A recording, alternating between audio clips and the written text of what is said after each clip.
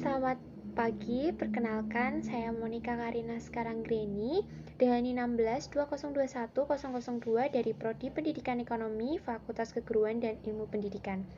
Kali ini saya akan membahas tentang bagaimana menjaga Indonesia dalam keberagaman sesuai dengan nilai luhur sosial dan keagamaan.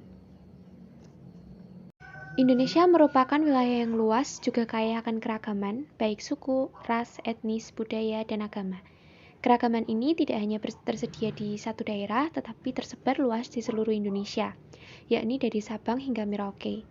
Keragaman menjadi salah satu hal yang mempererat Indonesia, tetapi keragaman juga bisa menjadi permasalahan bila tidak ada persatuan dalam masyarakat di Indonesia. Maka dari itu, masyarakat harus hidup rukun dan bersatu dengan damai dan tentram, serta menjaga keanekaragaman budaya agar tidak terkikis oleh perkembangan zaman. Nilai luhur sosial bisa diartikan sebagai keseimbangan antara hak dan kewajiban, serta menghormati hak-hak orang lain, bersikap adil dan gemar menolong, melakukan perbuatan-perbuatan terpuji yang mencerminkan sikap kekeluargaan dan gotong royong, cinta kemajuan dan pembangunan bangsa, baik material maupun spiritual. Lalu, bagaimana sih cara merawat Indonesia dalam nilai luhur sosial? Yang pertama, menerapkan semboyan Bhinneka Tunggal Ika. Berbeda-beda tetapi tetap satu jua. Indonesia harus menjunjung tinggi persatuan tanpa membeda-bedakan suku, ras, budaya, agama, dan bahasa. Yang kedua, mempelajari budaya Indonesia. Perkembangan yang semakin canggih mengikuti zaman mulai mempermudah bagi budaya asing untuk memasuki Indonesia. Hal ini akan menggeser budaya lokal sebagai warisan turun-temurun. Agar tidak terjadi, maka dari itu kita harus menjaga budaya Indonesia dengan cara mempelajari budaya tanah air sebagai warisan Indonesia dan nanti masih bisa diwariskan kepada generasi masa depan. Yang ketiga, menghargai satu sama lain. Setiap orang harus saling menghargai satu sama lain untuk memelihara persatuan dan kesatuan bangsa Indonesia. Nilai luhur keagamaan bisa diartikan sebagai nilai yang mampu membentuk pribadi, moral, dan etika dalam kepercayaan terhadap Tuhan Yang Maha Esa berupa nilai religius, nilai moral, dan nilai estetika.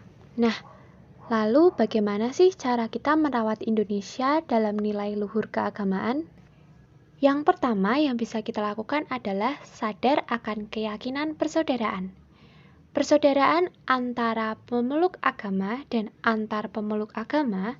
Di antara pemeluk agama tentunya tidak sulit karena memiliki keyakinan yang sama.